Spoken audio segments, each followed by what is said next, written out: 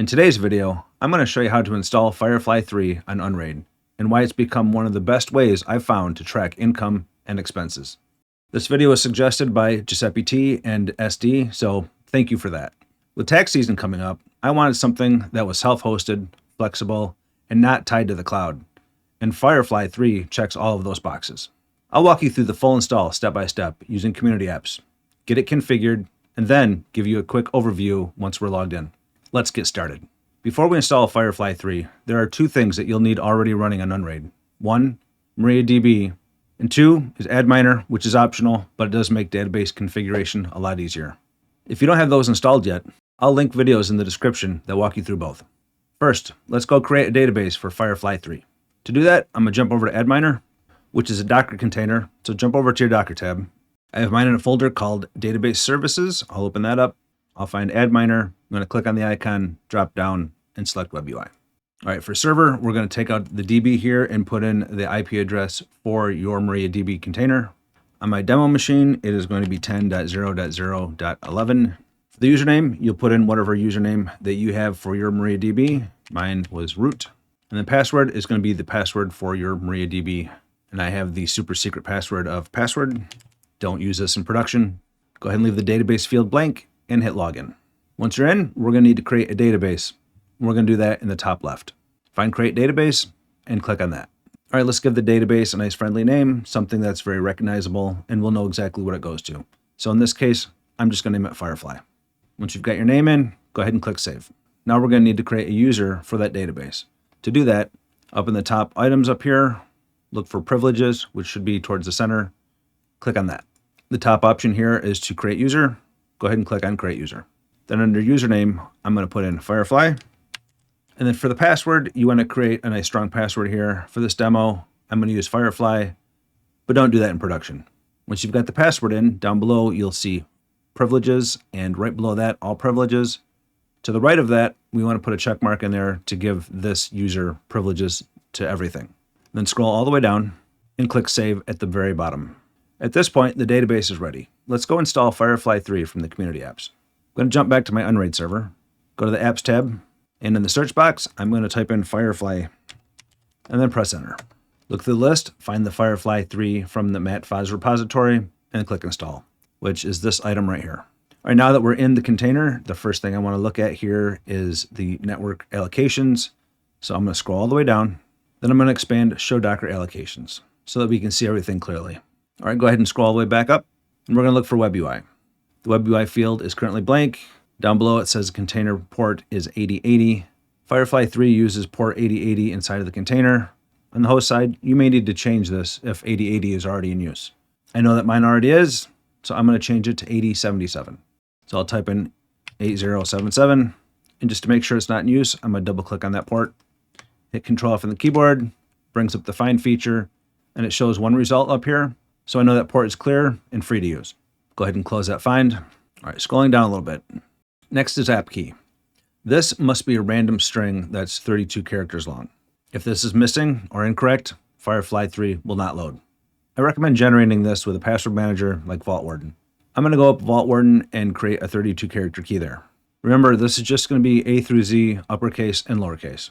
Once you have your key generated, go ahead and paste it into the app key field. All right, next down, we've got DB host. This should be the container name of your MariaDB container or the IP address. For most setups, that will simply be MariaDB, all in lowercase.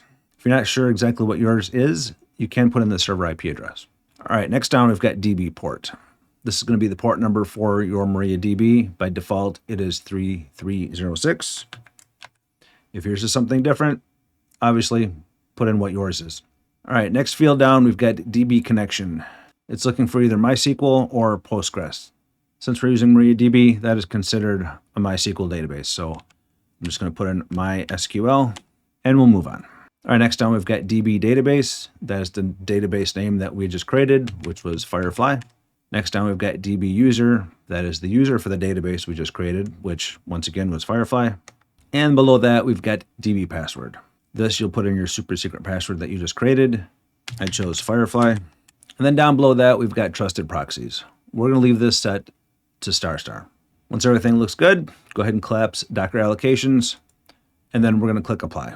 While that's installing, if you want to connect with the community, come join us on Discord. The link is in the description. All right, once the container is installed, go ahead and scroll down and click Done. Then we're going to jump over to the Docker tab. We're going to find Firefly 3 in the list. There it is. We'll make sure that it's running. The little play button indicates it is running, so that's good. Over on the right-hand side, let's go ahead and toggle on auto start so it starts up whenever we start up the server. And back over on the left-hand side, we'll click on the icon for it. We'll drop down and we'll select Web UI. On first login, you'll be prompted to register a new account. For email address, you want to enter your email address. I'll do my demo account. Next down, we have password. You're going to need a password that's at least 16 characters long, and then you're going to confirm the password down below. Once again, I'm going to use Vault Warden.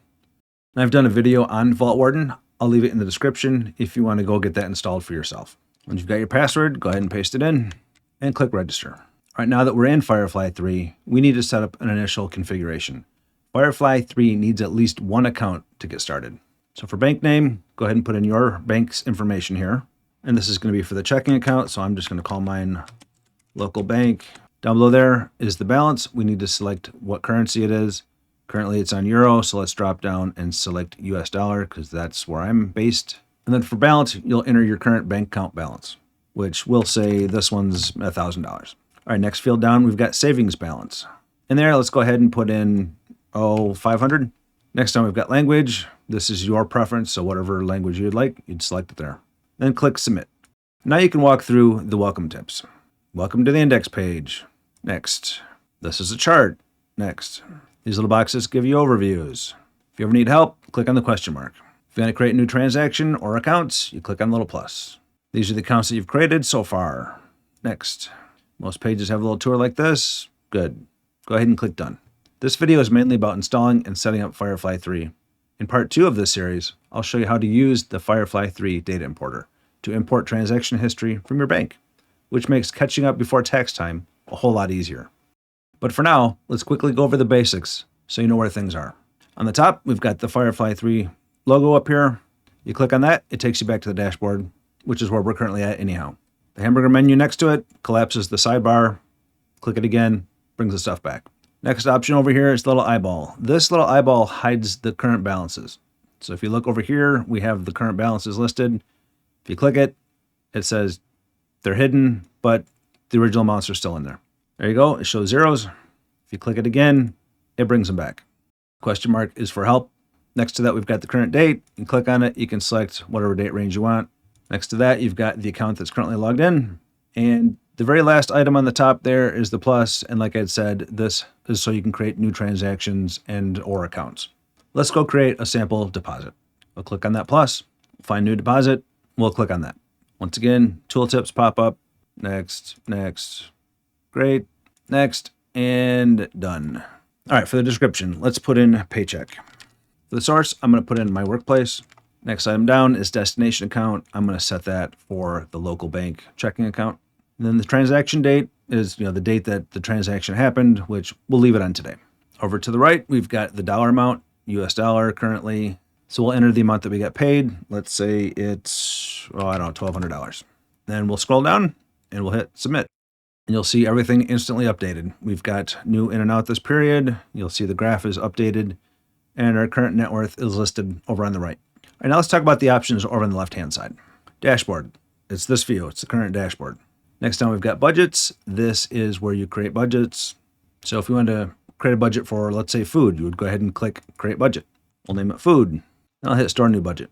I'll skip all the tooltips. Now I'll go back to budgets and you'll see the food budget is listed there.